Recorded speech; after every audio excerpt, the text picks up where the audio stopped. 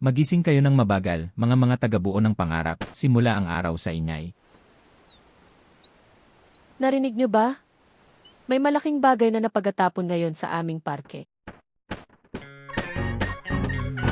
Ito ang kalsada ng blocks, tila nakakiling ito sa gitna ng bayan namin.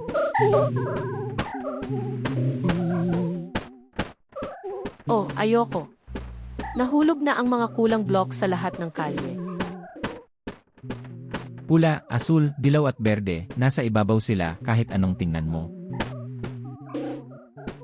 Parang malaking puzzle ng walang plano ang ating bayan ngayon. Nagpupumigla kami na ihihinto natin bawat bloke ayon sa kulay at hugis. Itatayo ulitin ang buong bayan, isa-isa lang ang aabutin. Ito na ariin natin bago lang ang araw ay sumuko sa likod ng mga bubong, habang tinatawag ang salitang Budoniksego. Tatlong pangako para ngayon, kalinawan, pagtatayo at pagsasabay sa sunog. Mabuhay kayo, mahal kong mga tagabuo ng pangarap.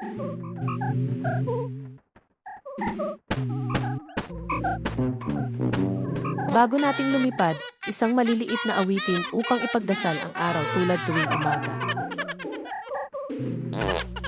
Tumitingin na ang araw sa itaas ng bubong ng Miastex Kaklako. Ang mga kulay-kulay na bloke ay sumisigla sa liwanag ng umaga, parang maliit na himyas. Ayaw nang magpahinga ang ibon habang kumakanta ito sa palengke, dahil gusto nitong tulungan din nating linisin lahat. Isa na lang ay naglalakbay sa hangin malapit sa nakabulok na sasakyan, puno ng pagkakaalala sa nangyaring pangako. Dito ngay natin ang bahay ng kalinawan para sa buong ating bayan. Pwede na tayong lumakad dahil haharap na ang plaza sa simbahan sa gilid ng kalsada.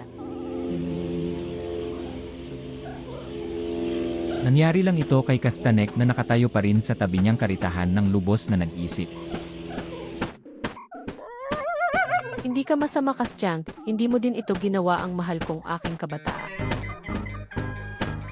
Mabilis kang pumunta pero may napatayong bato sa daan at nabigo ang iyong paglalakad. Agad na linisin natin lahat ng mga piraso ay ipinagpabigat namin ito ng bukas-bukas. Nangyari rin din na lumabas ang manok mula sa kanilang bakuran upang tingnan ang kalituhan. Pumupunta sila habang buhay sa pagitan ng mga piraso at umuulit ng malakas dahil sa takot nila. Makul, mga kaibigan, dadin natin ito maayos dito agad. Tingnan nyo, may lumilipat na bloke mula sa nakabagong kalsada doon.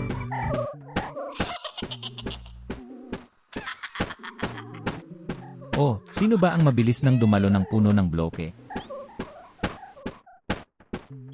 Ito siguro ay si Tawanan, laging unang sumasama sa mga laruan. Panukala para mainit, ilang kulay na bloke kayong nakikita sa palengke? 4 lang ang kulay, pula, asul, dilaw at berde, eksaktong ito. Sobrang ganda. Ang mabilis mong makilala ng bawat may kulay na bloke. Ipagbunso natin muna ang mga pulang bloke sa isang puno. Ang asul ay ilalagay namin ng hiwalay sa kabilang gilid ng plaza. Tingnan nyo, doon sa bayan na plaza marami ng nakatipong bloke. Magsisimula na tayong magtatayo ng unang at pinakamahalagang gusali araw-araw. Ang bayan o City Hall mula sa mga bloke, puso nating buong lungsod.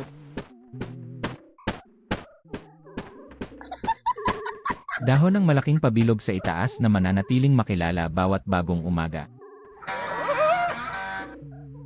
Nakabukas ng takot ang liwagang kaninang ibinigay ng ilaw at hangin. Huwag kang mag-alala, maliit ka lang, mabilis na mapapahinga ito muli sa kapayapaan.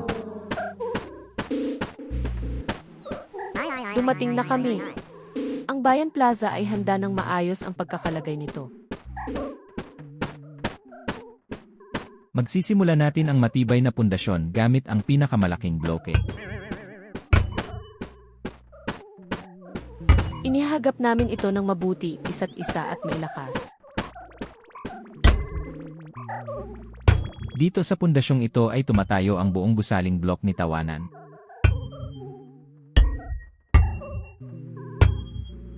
Ngayon ang mga pader, layer after layer, lalo na mataas pa. Nakikita ng kabaheya mula sa bakod at nakaalala siyang tingnan kami ng may kurisipidad. Muumuo, parang sinasabi niya na gusto niya ang ating maayos na pagkakagawa.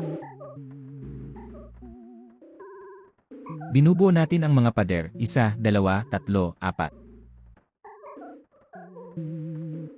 4 matibay na layer, tuwid tulad ng may nakabitin na selyo. Aranong bilog ang mga bintana para makita ng araw sa loob.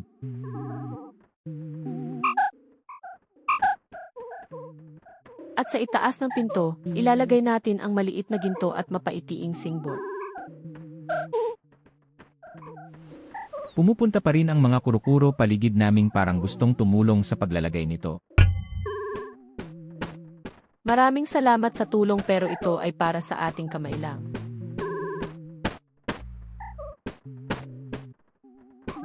Ngayoy pinakamahalaga, ang door na may gandang tagpuan sa tuktok.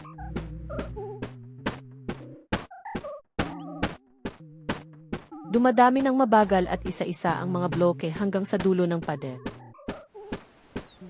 Ayusin natin ito gamit ang nakagilid na ginto at mapaitiing bloke. Ilalagay naman dito ang kawayan na matibay para manatiling ligtas. Mga kastanyang dumapit na mas malapit para sa pagtingin. Gusto mo ba ng inyong ratus? Tama nga, mahal kong kabayo.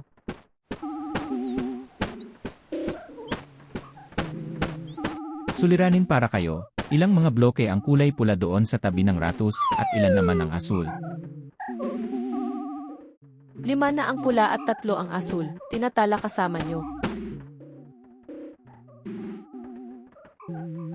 Mukhang maganda ang inyong pagkalkula, maliit na mga tagabuo ng pangarap, tunay na mga maestro. Huling bloke sa bubungan tapos na o halos tapos na. Ihintay ninyo kung sino itong nagtatayo ng mabuti tuwing may hulo ng mga bloke. Si Tawanan. Ginagawa niya ngayon ang unang sariling tore niya. Nakakaang brick sa ibabaw, mas mataas na ito nang haharapin ng seryosong mukha. Oh my goodness. Bumabasag at tumatawid agad papunta sa damdam. Pangalawang pagsubok ay nakunot at hindi matatayog, pero siya pa rin ang masaya dito. Ano ba? Iilan pang brick na makikita natin ngayong araw? Bago tayo pumili ng susunod, balikan muna naming ating sariling maayos na ratos. Huling kahon sa bubungan ay sumasakop ng mahinahon at tapos na ang gawain ito. Tapos na. Ang matatag na nakatayo ang aming magandang ratos ng brick sa palengke. Tanungin ninyo ng malapit, parang bagong pininturahan ang mga brick dito. Malayo ang itaas na tore ng gulong sa buong bayan. Ang pinakamagandang ayuntamiento kung minsan lamang namin itinayo. Ibigay nyo nga ang tunog ng orasan, para unang pagkakataon, maputi at mabigat. ACV, parang nagbibigay ito sa pagsamba ng ating bayan. Santo Jose, pangalawang patron ng lahat ng tagapagawa, siguradong masaya siya. Nakatuon niyang may pagmamahal ang kahoy, gaya namin ngayon ng mga bloke. Pupunta ba tayo? Ang orasan ay hinihintay sa kabilang gilid ng plaza. Umuwi. Gusto kong malaman ilang palapag dapat naming isulat ngayong araw. Tawanan narinig ang kawayan na pagtatawa, parang ghost ng maglakad kasama namin. Dating tayo dito kabayo, siguradong makikita mo ang saging sa daan. Nakakaakyat pa ang araw sa itaas ng bayan ng mga bato.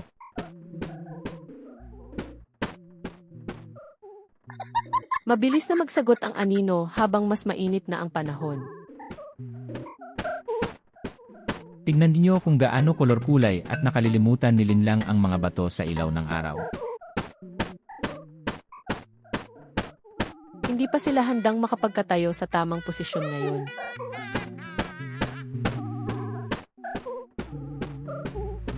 Huwag kayong mag-alala, lahat ay matatagpuan nyo na ngayon mismo. At tayo naman ay dadahan ang daan papunta sa Tore ng Oras, malapit dito.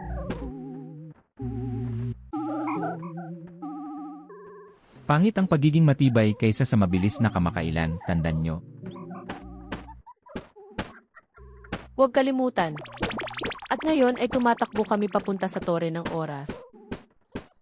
Tumatakbong magkasama tayo, makikita na ang Tore ng Oras sa itaas ng mga bubong. Mataas at payat siya, nakakaantay ng may pasensya para sa kanyang mga palapa. Tanungin niyo sino ba ang hawak muli ng mabilis ang mga bloke na kamukhaan.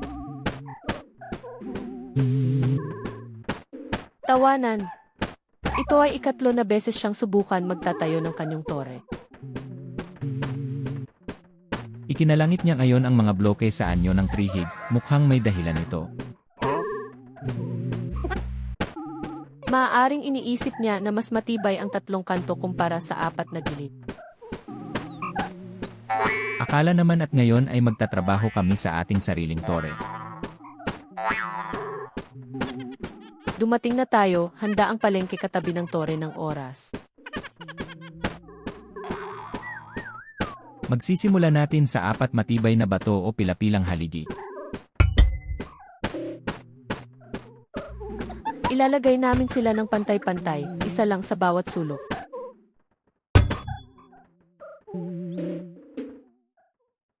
Kailanganing matibay ang mga halig dahil mataas talaga ang ating tore. Nakalipas na ang pusaan habang nakatago sa pagitan ng mga haligi at maging kuryosong lalo siya. Huwag kang mag-alala kaunting bata, agad ito ay maraming ingay dito.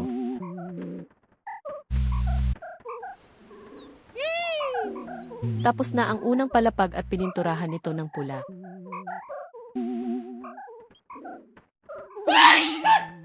Sumat ang ating pagkakatawan, isang palapag pula tulad ng saging.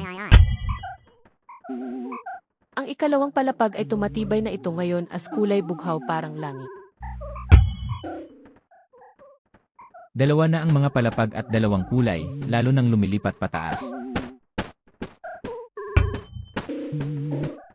Nakaukit ang manok sa gilid ng ikalawang palapag na may kulay bughaw, habang nakakaakit ito para sa kanyang paggawa.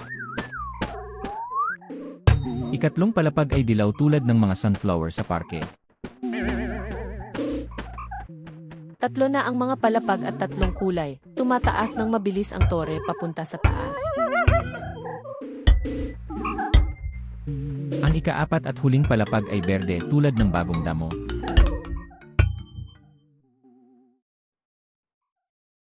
Apat na ang mga palapag bawat isa may kanyang sariling kulay, eksaktong gaya ng napagtibayan namin. Mga tanong para sa inyo, ilang palapag ang Maynila Tower? Bawat isa ay may iba't ibang kulay. Pamalit na apat. Ang mga palapag ay pula, asul, dilaw at berde.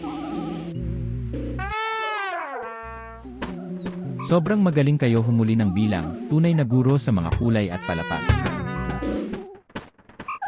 Ngayon ang pinakamahalaga, ang malaking orasan sa itaas na tugtog. Inihahanda namin ang bilog mula sa 1 hanggang 12 gamit ang bloke na may numero. Mga tanong, aling bilang ang tumatay ng masigla sa gitna ng pinakamataas? 12. Ang pinakatuktok lahat, malapit lamang sa mga kamay na nagpapakita oras. Ang mga kamay ay ginagawa gamit ang mahabang at payat na kahoy. Sarenka nagmumukod sa likod ng kanto, nakakatuwa siya sa ingay. Huwag kang magtakot, Sarenko, maging payapa na agad, ipinangako namin.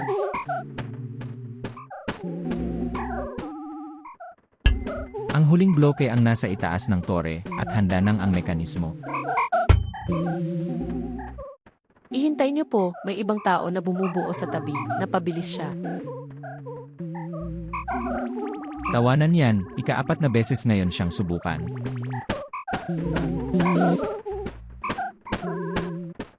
Ang kanyang tor ay umabot na halos hanggang sa binti niya. Naglalakad pataas doon habang tumatanggi ng tahimik lang sa sarili. Ipinapaligoy ang ulo sa pinakatuktong, nasa gitna lamang ng mga makukulit na bloke. Mga nakikita lang ang magenta nitong sapin na may mga tsimeras. Hosh, huwag nating ibigay kung saan niya nagtatago para masaya siyang manatili doon. Nalabas ang patak ng itlog upang makita kung ano yun tumatawa sa likod ng pile na bloke. Tumawa ng malakas parang gusto nitong sabihin lahat kung saan niya nakikinig.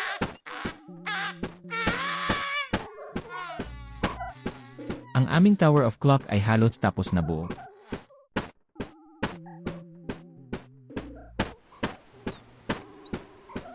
Hindi pa man lang ang ilagay namin ang tsimera sa gitna ng makina. Maging mabuti at mag-ingat dahil mas matibay kaysa tilang nararamdaman mo itong tsimeras. Tapos na. Ang tsimeras ay nakahawak ng may danga sa puso ng aming tore. Mangita tayo sa malapit, ang mga numero ay lumilipas na bagong kulay.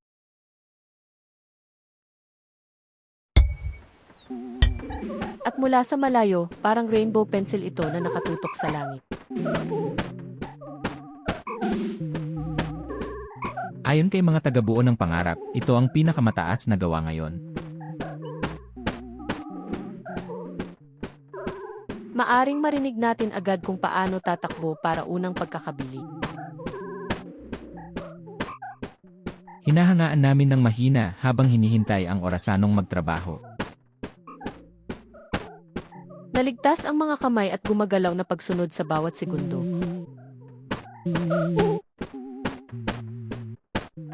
At bumubuo. Ang malaking gulong ay tumatawag sa buong bayan. Bom, bom, bom hanggang dumudulas ang lahat ng bloke sa palengke. Ayan, tingnan nyo ang torehan ng tawanan ay tumitigas sa parehong sandali. Ito na ang ika-5 beses at ngayon mismo ito'y bumabagsak ng malakas. Naglalabas ang mga bloke papunta lahat ng direksyon, habang siya naman ay nakatayo sa gitna. Tawanan. Nakapalibot na niyang mga bloke pero tawa pa rin ang pinakalalakas kaysa sa iba. Lumiligtas kami para makita kung may mangyari sa kanya o hindi. Hindi man, wala namang masama, lang ay tumutunog ng mabuti ang mga kampano ng kanyang sabi.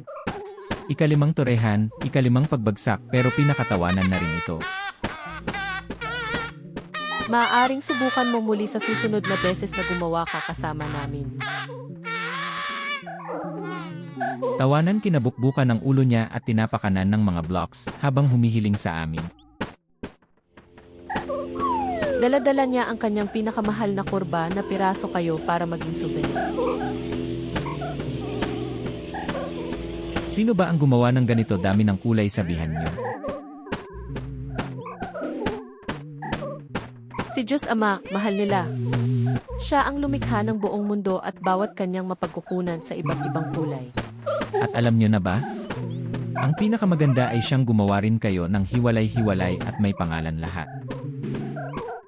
Nanigaw ang kastanya ng kaligtasan, parang tinatawa din kami kasama ninyo.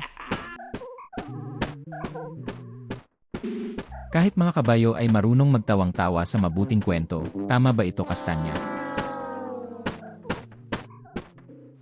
Tatay mo'y nagpupuyatan ka ng masaya kapag mayroon kang pangangailangan o galit, tama ba? Ang Diyos na Ama ay lumingaw ng pagmamahal sa iyo kahit walang nakikita. Saka, hinihilingan nito na tayo'y magtatanong sa Kanya, Ama, dahil talagang siya ang Ama. Doon tayo ususukatin ang natitirang mga bloke base sa hugis at kulay nila. Ang mga triyulo, kwadrado, at bilog ay ilalapat bawat isa sa kanilang sariling kahon. Ayam na ba? Gaano pa karami ang lalaro ni Tawanan hanggang maghapon? Mukhang napagod na siya ngayon, nakakaakyat lang ng maayos kasama namin. Tingnan mo, gaano kakulay at mapagkiling ng mga bubong sa ilalim ng tangyang hapon. Mas maging ganda ang bayan tuwing dumadaan ang oras. Pangit na dalawang paabuhay lang at handa ng buong buo. Aralan ng mga taga-buo at ang tulay na gumagalaw, huling bahagi ng puzzle. Nakapagpahinga ang manok sa itaas ng tore ng orasan, parang nagbabantay sa oras. Magpapaalala siya ngayon laging kung anong oras ang naroroon.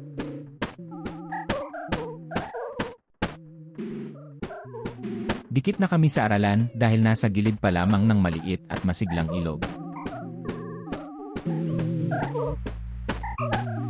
Makikinig ba niyo ang maluwag na ingay nila pagitan bato-bato? Tapos na tayo, makikita mo ng mabuti ang bubong ng aralan sa likod ng mga puno. Hindi ko inaasahan pa kung gaano kabilis para makita lahat ng basurahan na kulay-kulay. Hoy Naan, mga mali mga taga-buo ng pangarap ang ating workshop ay naghihintay sa inyo. Pumunta na tayo. Agad nating sisimulan ang malaking pagkakaayos at paghahati-hati ng mga bloke. Sobrang ganda. Ako ang daladalang hinihingi kong basket para sa mga walang bahagi pang bloke. Narito na kami. Ang workshop ng mga taga-buo, puno pa rin ang amoy bagong kahoy. Dito mo matatagpuan ang tamang lugar para bawat bloke. Simulan natin mula sa mahahaba at malaking mesa sa gitna ng hall. Gawa natin ito gamit ang pinakalabas na mga tabat matibay na latha. Papalitan namin dito ang mga basket, isa para bawat kulay.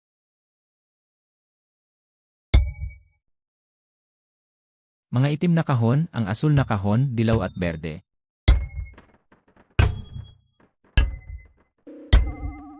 At sa gilid pa 3 kahon para sa hugis, bilog, parihula at tatsulok.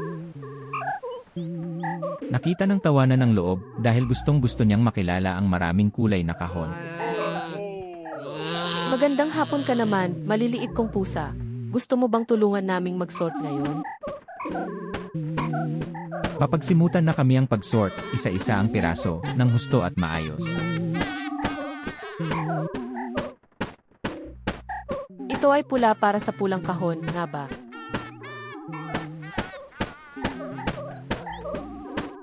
Ang bilog ito para sa kahon ng mga bilog, ganito pa lang.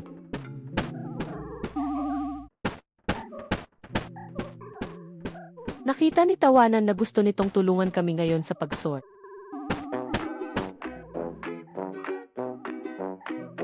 Tingnan ngayon walang tore, ipinagmamalaki ko na tatayo lang ng bloke.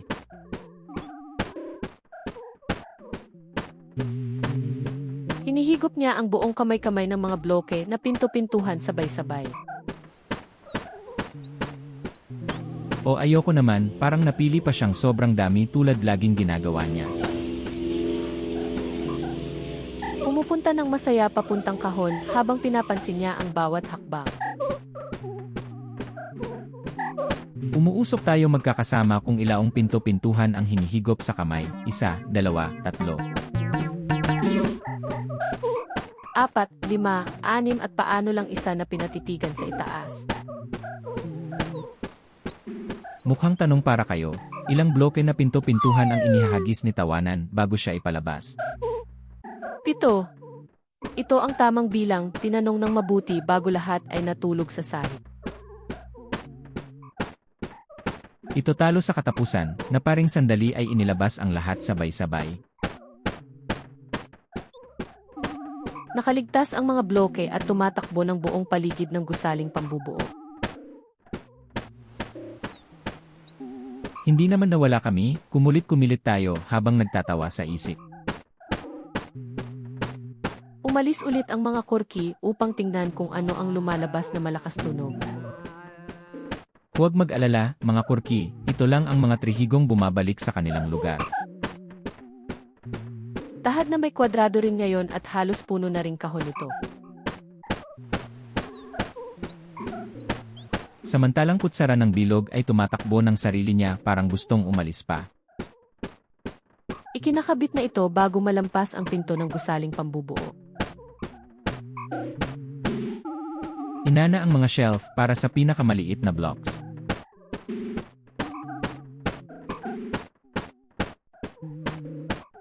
Mabuti sila, parang buto ng buhangin, pero may sariling lugar din.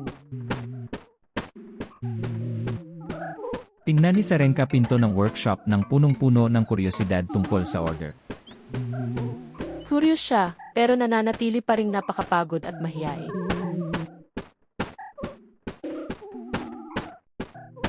Pagsasulat namin ang bawat kahon gamit ang maliit na kulay-kulay na larawan bilang tata. Para hindi nakalito kung sino dapat ilagay saan ang anumang bagay.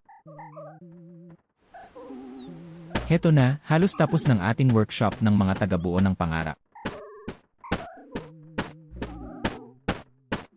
Nakawala lang ang pinto, malawak upang makapasok lahat ng karitahan. Wala. Ang gusaling ay handa na para sa malaking pagkakaayos. Tingnan ninyo ng mabuti, lumilintik ang mga kahon ng kulay.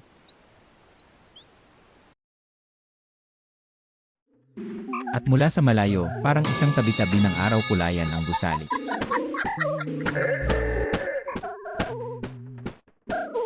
Ang pinakamalambot na estruktura tayong itinayo ngayong araw. Naramdaman ko ang inititibok na pumupuno ng mainit na hangin sa aking noo. Mukhang may maliit na ulap na dumating para sumagabal sa aming gusaling pagkakaayos. Tipak, tipak, tumutugtog ng mahinahon ang ulan sa bubong. Dumudugo ang mga butil papunta sa bloke ng laro habang nagtatago sila. Makulay na masang maging higit pa ang liwanag kapag baso.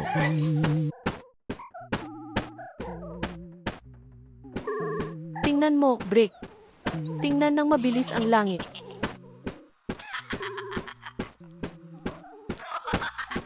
Araw-araw. Ang kulay-kulang araw sa itaas ng Big Clock Tower. Kadalanan lang kasing bilang ng mga basket na mayroon kami sa aming gusali. Pula, kahel, dilaw, berde, asul, lila at pula-lila.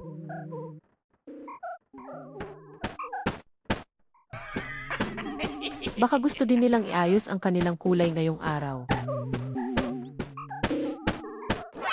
Mukhang ganda naman yan. Gusto na ng pagkanta dahil sa saya. Ang chestnut ay itaas ang ulo nitong nakatingin sa langit kasama naming lahat. Nakik na mga kabayo ang tumingin sa magandang arawin.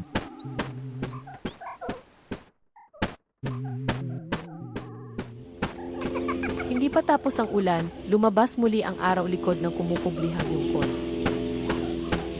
Doble ang liwanag ng mga bloke ngayon dahil sa init ng araw at maligamam na ulan. Papagalaw ba tayo? Ang tulay ni Brick ay naghahangad sa ibabaw ng ilog. Ang huling gawain bukas para ngayong araw upang ikonekta ang dalawang bahagi ng bayan. Araw-araw akong naglalakbay na kung gaano karami dapat kong isalita tungkol sa mga kahon. Dala-dala namin ang natitirang malilito at nakatago na bloke habang buhay. Ang dilaw ay nanatiling nasa ilalim ng upuan ng buong araw. Ayan ang berde na pumunta sa kahon ng mga bulaklak.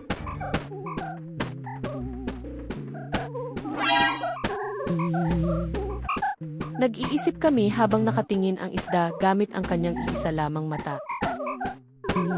Mabuhay ka, isdahan, agad natin itatayo ang tulay doon tabi-tabi mo. Mas mabilis na dumadaloy ang ilog dito kumpara sa lugar ng mga taga-buo ng pangarap.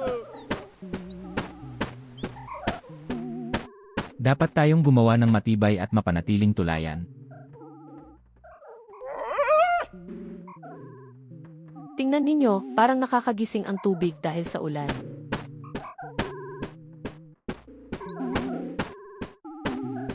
Parang maliit na diamante ang butil-butil na tubig sa mga dahon. Naririto si Tawanan ay naglalakad ng mabilis habang malinis pa rin pagkatapos ng kalye. Naman ang malaking nais niyang magbigay ng kasiyahan sa atin. Sobrang lakas na siyang ipinadala ang kanyang anak, si Jesus Kristo. Dahil para maging tunay na masaya tayo ngayon at hanggang sa huli.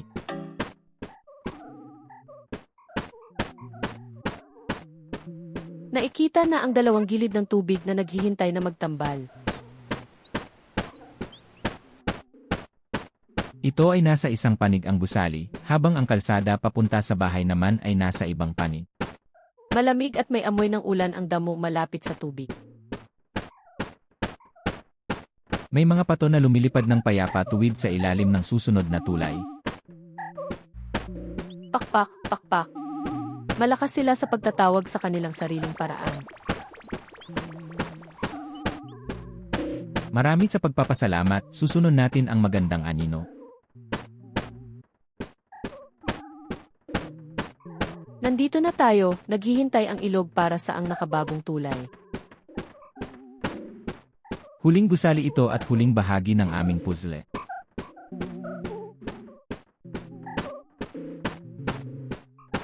Karamay kong maging pinakamagandang pagtatapos ng araw.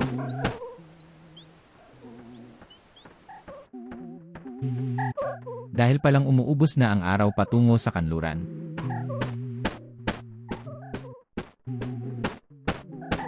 Ginto na at mainit, tulad laging nangyayari bago gabi. Ipakupin natin ang lakas para sa huling malaking proyekto ng araw. Handa ba? Naghihintay ang nakabagong tulay sa aming kamay. Handa na to. Mga taga-buo ng pangarap, magtrabaho naman kayo sa huling beses. Nagsisimula tayo sa dalawang matibay na haligi, isa bawat gilid.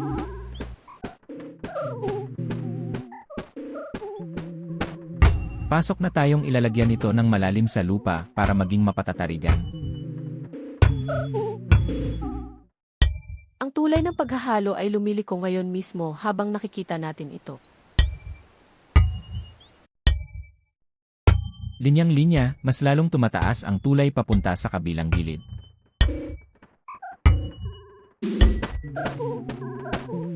Ikalkulahan nating sabayan, 1, 2 at 3 unit na matatag na nakadikit. Mga tanong, ilang mga tabla ang kinakailangan para maabot ng tulay ang pangalawang dulo? Depending 10 tabla. Ito mismo ang natamo natin ngayon habaming sinusukat. Mga maganda sa pagbilang at tunay na mga maestro ng tulay at palamin. At ngayon ay matibay ang mga kordilya upang maging ligtas ang tulay mula sa parehong dulo. Nakakaikot kami ng butons ng husto, malakas at may takdang orihinasyon. Umupo na ang pelikanan sa gilid habang nakatingin sa aming gawain. Mabuhay ka, pelikan! Handa na ang tulay agad-agad.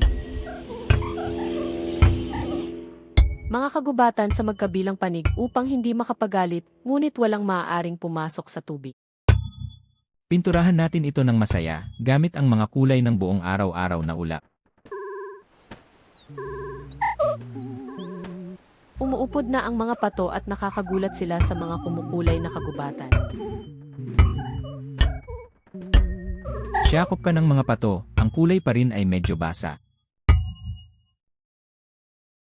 Iniilaan natin sa gitna ng tulay ang maliit na kahoy na arko. Hindi ito para manatili lang kundi upang tumigil at tingnan ang tubig. Ang huling tabla, ang huling pako, at handa ng ang tulay. Ganda!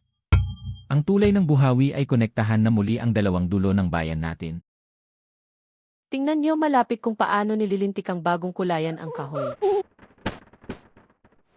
Mula sa malayo, parang arko ng ulim lang ito ang nakakalat sa ibabaw ng tubig. Ang pinakatagal na gawa ngayon nating itinayo para kay mga tagabuo ng pangarap. Huwag na magulo, ang huling maligawong piraso ay nakatira pa sa gilid. Ito naman ang parehong dilim na nagkamali noong simula ng araw. Aakyat natin ito at dalabalik nating ibalik sa plaza ng bayan. Nabalik na ang huling piraso dito kung saan dapat manatiling nakatira. Tignan nyo! Sa parehong sandali, umabot na ang araw sa mga bubong ng bayan. Ang bayang, ang tore ng oras, ang workshop at ang tulay ay sumikat na may kulay. Lilinawan ngayon lahat ng piraso dahil sa ginto ng lumalubog na araw. Pantao ang buong bayan parang isang malaking aklat mula sa ulo. Sino ang nakapaint ng langit at bayan ngayon sa maraming kulay sabang? Ang tagalikha na nagmamahal sa kalinawan gaya rin niya sa ganda. Marami salamat sa mga mata na makikita ang sobrang dami ng kulay sabang.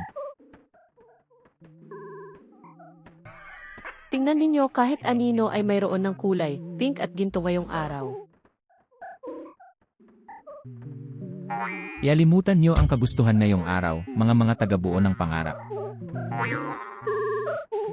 Ang kalinawan at pagtutulungan ay nagtatayo ng mas marami kaysa sa matatay na kamay lamang. Hindi ko kayang itayo kahit isang pader ng City Hall nang wala ang tulong nyo. At kasama-sama, lahat ninyong magkasama ay itinayo ang buong bayan. Nawet pomok sids ka maigo krulix ka bayawana.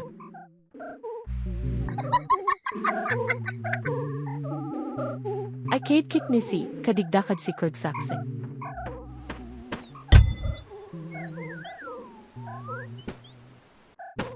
HZ podzia sinas o kotsa ni tawanan. Tam, Patrusi, spokod ni Sedzi Namosi Machat Nogami. Bez adnej naujwi po prosto od poksiwa zinami. Mwigli kokus rozumia razem just weselij nisem.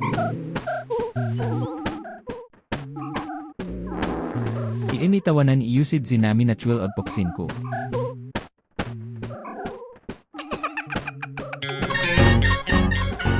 Saren ka tipodesa blige o mielona spokod yung wixor. Rezibit iwid zay od poksiwa mi razem, po prakawitim nyo. Sagad ka na konyek, Jack na ziwa sinasad si Sige sa krena.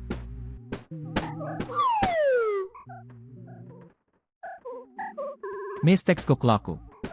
Bravo, rezibit iwid budawnik sa Mars.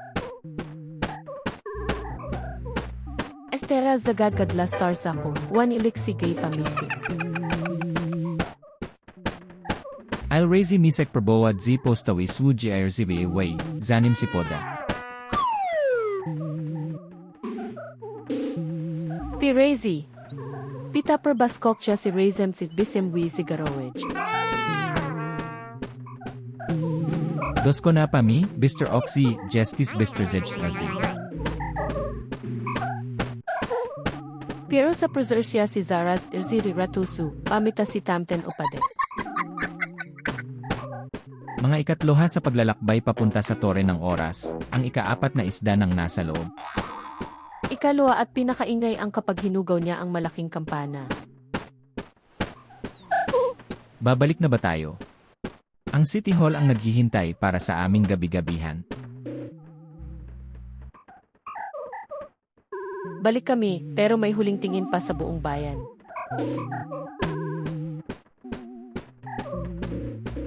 Nalabas ang buwan matapos ang maliit na ulap ng dahan-dahang at mabigat. Dala ng Oan ang kanyang pamilya papunta sa tulog sa tabi-tabi ng ilog. Gabay-gabay, Oan, salamat sa iyong kasamahan ngayon.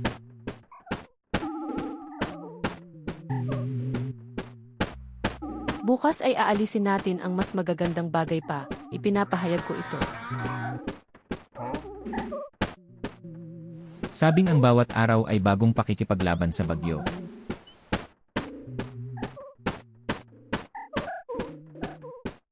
Mula ilalim ng City Hall, may amoy na puno at gabi. Perpektong lugar para magpahinga ng maayos at huminga ng malalim.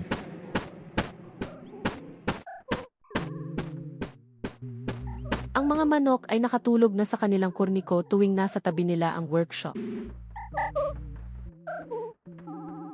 Tulungan niyo magsigla ng tulog, mga manok, bukas ulit maguguluhan lahat. Huwag kalimutan pakinggan ng mahigpit ang inyong ursus o hugasan na pagkain.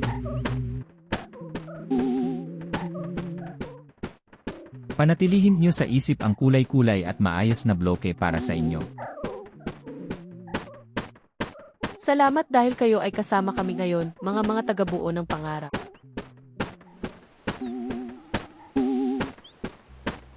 Kayo kay pinakamagandang tagapagtulong-tulungan ng buong bayan. Naghahalo na ng mahinahon ang bayan habang kumukuha kami din sa pagtulog. Magandang gabi, mga bloke. Magandang gabi, mga kaibigan. Balik na tayo kasama ang aming unang gobyerno o Ratuso. Upo tayong dyan sa hagdan para maging maikli at maganda ang ating pagtulog. Bago nating matulog, isang maliliit na pasasalamat sa lahat. Maraming salamat po kayo, Diyos aming Ama, ngunit dahil dito na itong magandang araw. Sa mga bloke, sa kalinisan at bawat sandali nating nakakapagbahagi kasama nyo. Hindi naman sa likod ng ayuntamiento, ang Torre del Reloj, ang workshop at ang puwes na nakakatawid. Salamat sa bawat kaibigan naming nakita ngayong araw habang naglalakad tayo papunta dito. Bilang-bilan may nanay sila sa lupa, pero alam niyo pa ba kung ano ang susunod? May ining Maria rin ito sa langit. Siya ang nanay na ibinigay kay Jesus para sa ating lahat.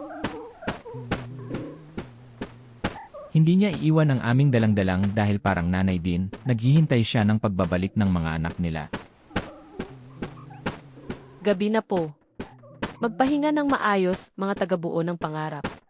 Maligayang gabi sa inyong lahat. Makikita natin muli bukas araw kapag dumating ang bagong umaga at kalinisan.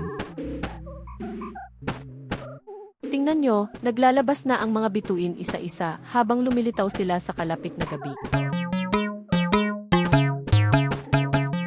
Mga paru-parong ginto na bigat ang nakakalat sa malalim na langit.